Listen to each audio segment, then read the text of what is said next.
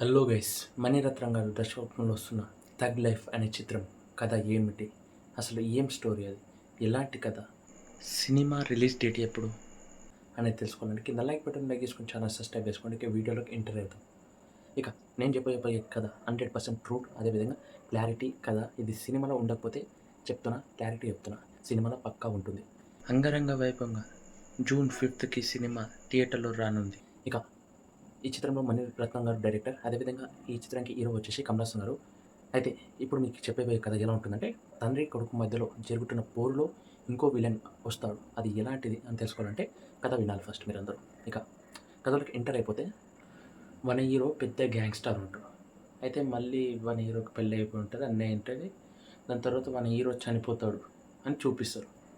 మన హీరో కొడుకు ఇటు ఉంటాడు, ఆ కొడుకు పెద్దగా అవుతాడు. అయితే మళ్ళీ మన హీరో బతికి వస్తాడు.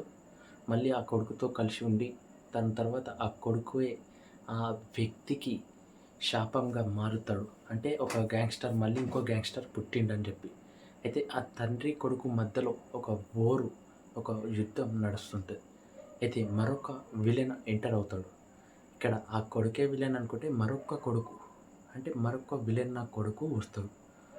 ఇక ఇదే కథని సినిమాలో ఎలా చూపిస్తాడు అనేది సినిమా. ఇక క్లైమాక్స్, ఎండింగ్ సీన్స్ పిచ్చ కేక్ అనిపిస్తున్నాయి.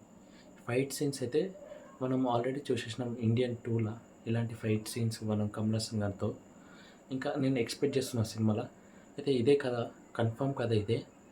ఈ కథ లేకపోతే నిజంగా చెప్తాను, నేను మీ అందరికీ సారీ చెప్తా.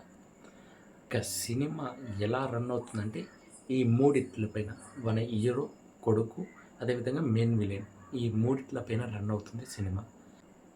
ఇక ఈ కథ క్లియర్గా తెలుసుకోవడానికి కింద లైక్ బటన్ లైక్ చేసుకొని ఛానల్ సబ్స్క్రైబ్ చేసుకొని మరిన్ని అప్డేట్స్ తెలుసుకోవడానికి జై హింద్.